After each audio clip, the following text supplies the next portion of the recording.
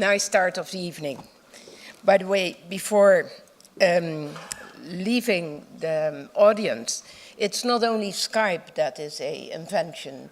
There is Spotify, there is 20, and I can go on and on. So a lot of initiatives from Europe are at stake. I'm pleased to be in your midst, and just to be aware that it is, I imagine, one of the last moments that so many of you and I myself are gathered. I will be replaced by 3 men, by the way, with a well-trained background, 2 prime ministers for ANSIP, the vice president who will take care of the digital agenda, a former prime minister of Estonia, the vice president that is taking care of the economic growth, jobs, and what have you, is connected with digital, for there is no economy without a digital aspect. So he, as a former Prime Minister of Finland, and of course the commissioner that will take over the portfolio on a daily basis, so to say, Günther Oettinger, with his experience as a president of a land, a German land, and 5 years as a commissioner for energy. So it's in good hands, no doubt about that. You have a history too, and that is listening to a couple of the interventions during the forum, during the panel. I thought your history is, on one hand, quite respectful, but on the other hand, I do think that you sometimes are your own worst enemy. And I have to be a bit more clear about that. For you are aware that I want a telco sector that looks forward to the future. In fact, you are probably all looking forward to the very near future, when the Juncker Commission takes office, when you won't have to put up with me anymore. And I can imagine that that could be a relief. Well, today I still have an opportunity. You are stuck with me. So allow me to be a bit direct. And in the meantime, you are all aware that I'm Dutch, not a diplomat, and that I'm just making what I think, making the messages what I think has to be done. Rather than being critical, and I want to be very specific on that, not being critical about the past, let me be positive about the future. What I got is we need change. We need change in competition policy, we need change in regulation, and so forth. Having said that, I could agree, but then you have to change too, for it needs two for the tango. I welcome the fact that ETNO appears to be looking at the need to change. The Think Digital Manifesto, announced earlier today, should help ETNO to play a positive role in shaping Europe's digital future. It is a positive vision, but now you have to act, you have to implement. And I'm looking forward to the future too, I can assure you. But a little further ahead than just handing over the portfolio. I am looking to a future Europe, which I hope is bright and digital, and that is not a matter of that. It is a choice. There is no other choice. This is it. Digital is at stake. A Europe that's connected, that's open and secure. And don't compare the US and Europe only on a couple of issues. Then you have to be fair. Then you have to compare everything and everywhere. For otherwise, it's not a fair comparison. Europe today is about getting the economy back on track. We are not there, no way. But we have to find the jobs for the next generation, and especially talking about the young people. And digital is central to that challenge. No doubt about that. Soon we will see everything connected. So the cars and the classrooms and the homes and the hospitals, communities and cities, name it. It's all at stake. Everyone crying out for cloud computing. Everyone crying out for big data, 5G, the Internet of Things. It is around the corner, or it is already there. So I want to ask, What is the telco sector's relationship to that digital future? For it's a fact. It's there or around the corner. And will you be leading us there? Or will you be dragged along behind against your will, resisting until the last? I often ask, what would you do if you were me? Well, now there is nearby a vacancy, but it is already filled in, so that I can't offer you anymore. You are probably bored of hearing me asking that. So today I want to go for the other way. I'm going to change it, that line.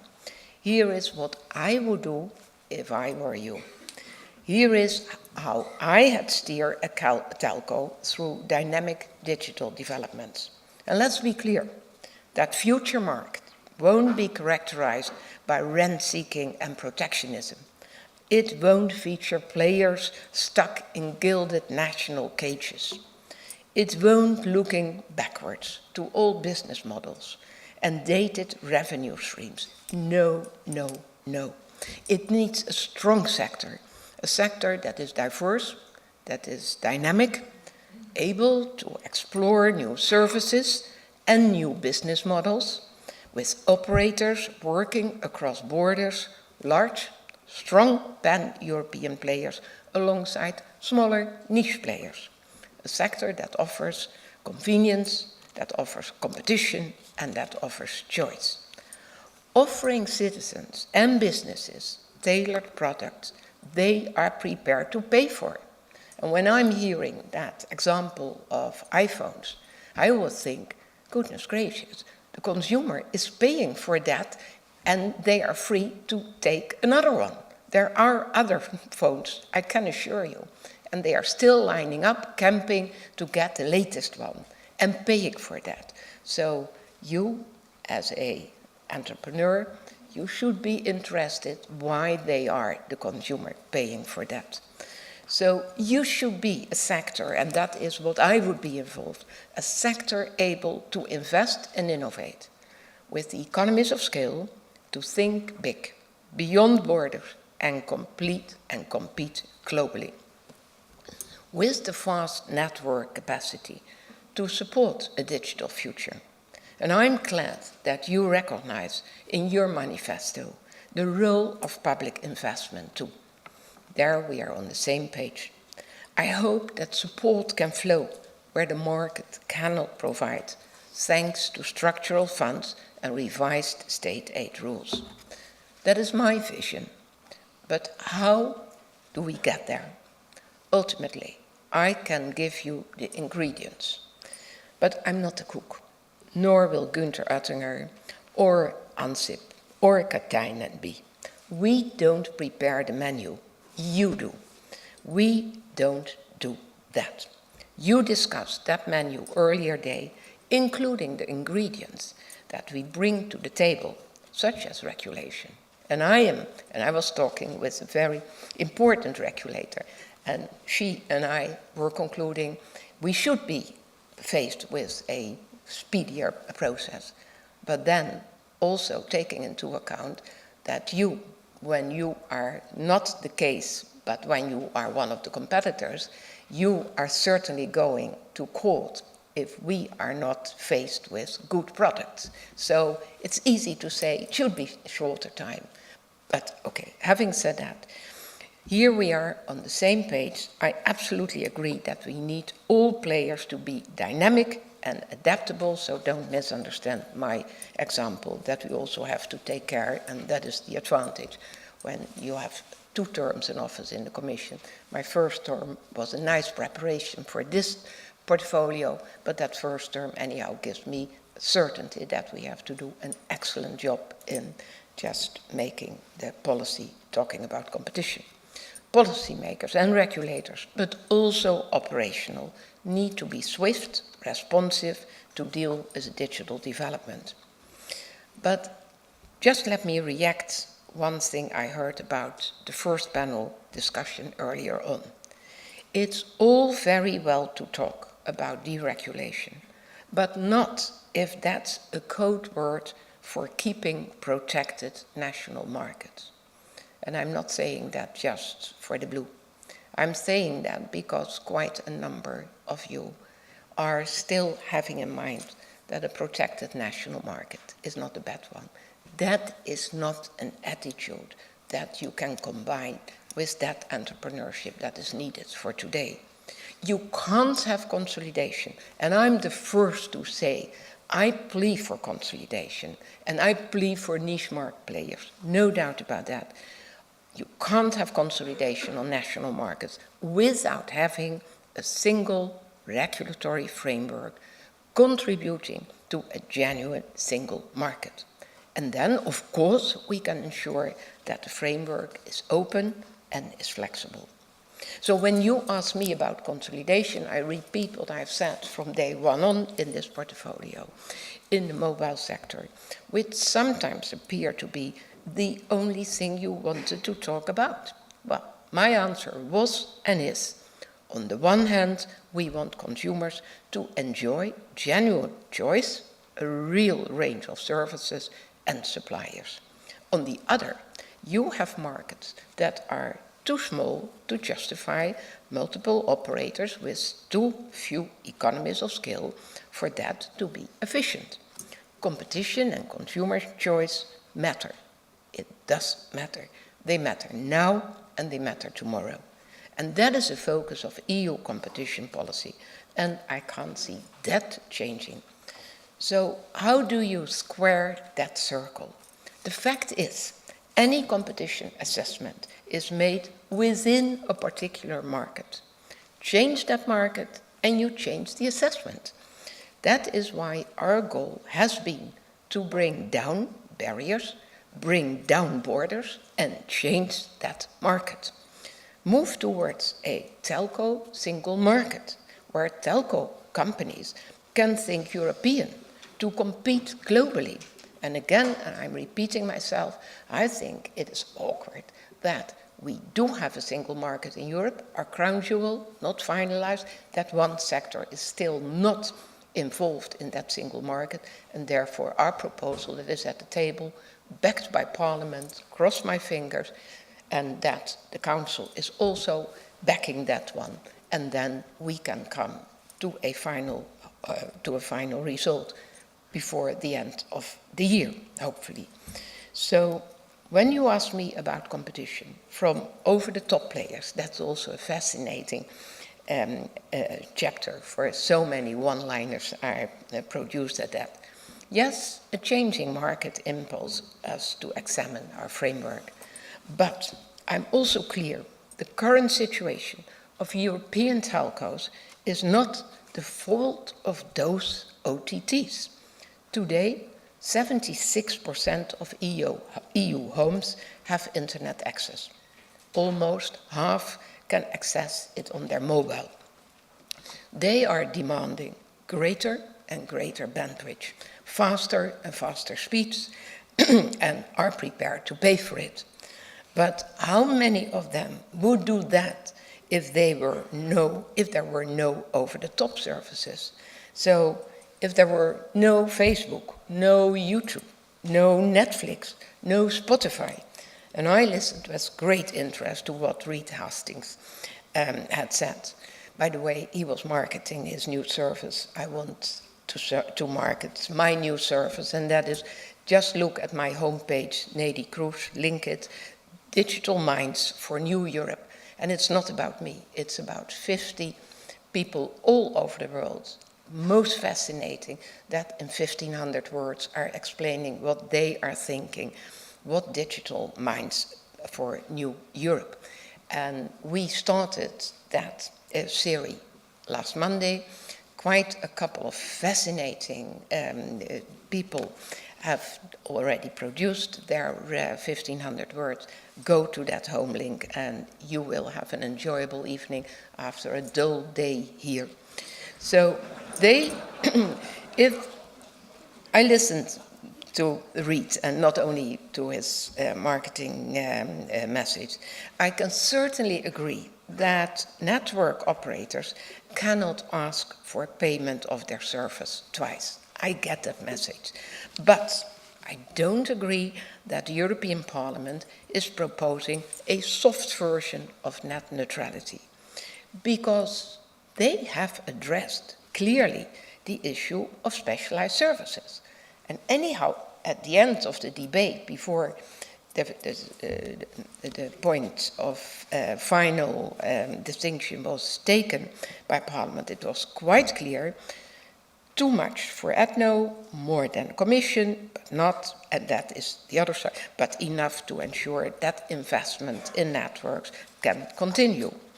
In fact, OTT players are the ones driving digital demand for your services. And that is something you can work with, and you shouldn't work against. Come on.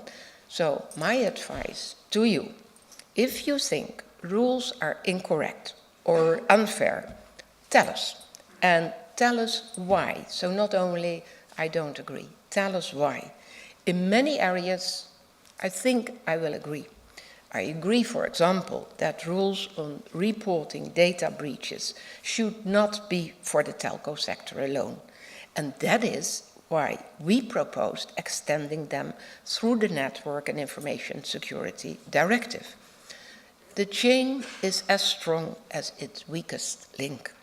Internet platforms and cloud services are vitally important to economy and to society. They need to be within the scope of that directive. Risk management and reporting major incidents is not an unusual thing to ask nowadays. Cybersecurity needs to become the new normal, so to say.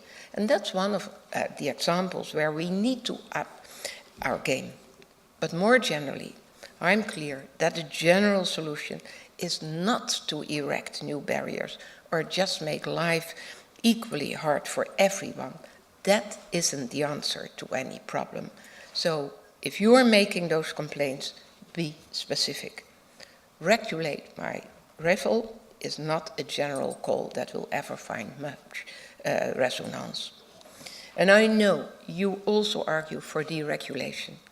In a competitive market, you do not need ex-ante market rules. You can rely on competition rules. Clear. Who knows? Maybe the telco sector itself will one day reach that level of competition and won't need ex-ante regulation. I will praise that day.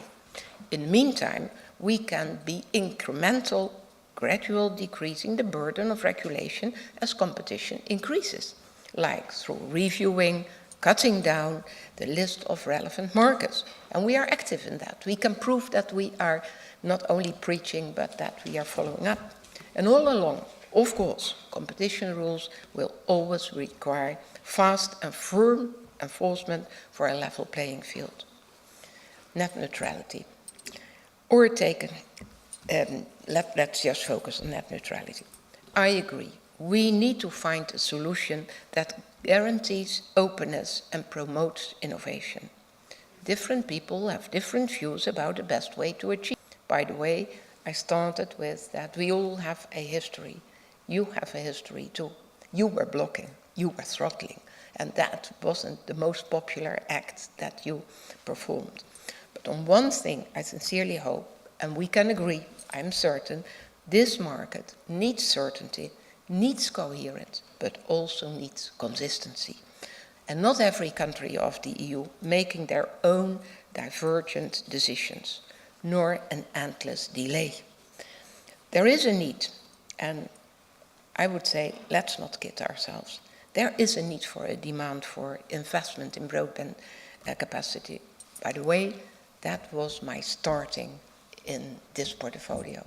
I will never forget, I went to those potential investors gatherings in London, in Frankfurt, and a couple of other areas. And we had very open discussions. And my question was, why aren't you investing in telcos, for you are investing in God knows what? And they said, yeah, well, in itself, it is an attractive investment if, and that was the if.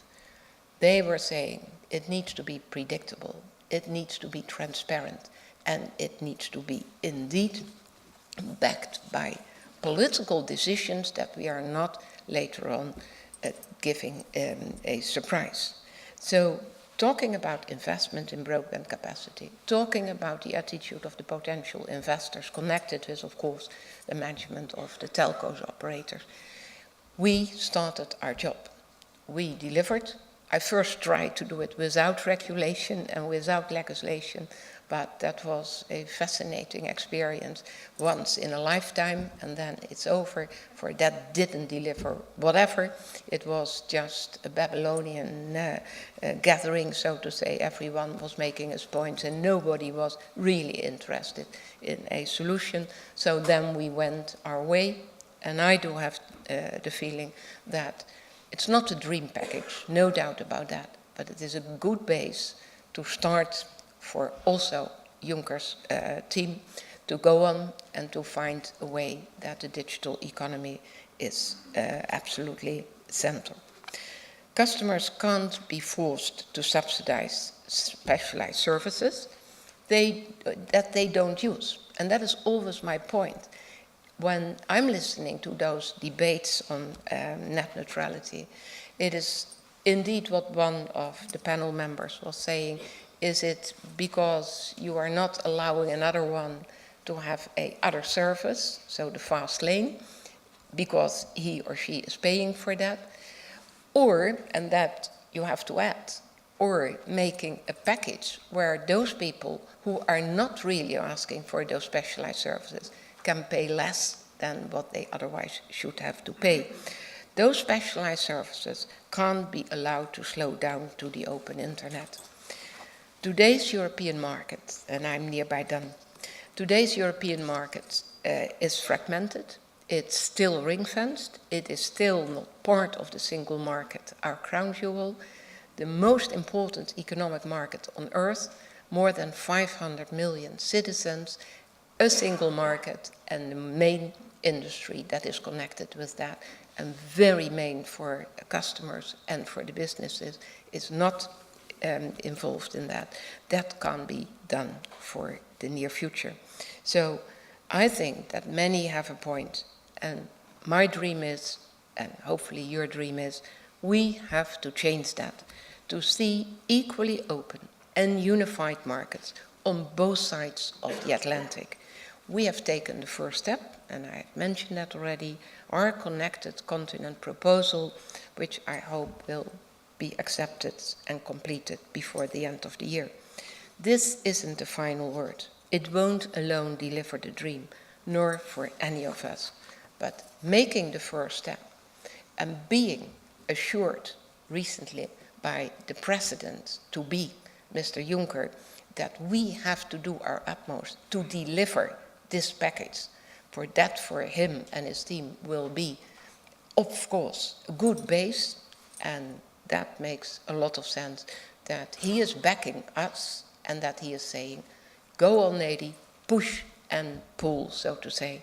So this project that will continue absolutely right under the next mandate, and a project that can assure our digital future, where a strong telco sector supports every European. And that is what I long for. And that is what all of you should long for too. I thank you for your interest in this sector, and I sincerely hope that out of the box thinking and taking the advantage of what is at stake in digitization and what is at stake with so many talented people in Europe, we can make it, we can do it, we have to do it. We owe it our next generation. Thank you.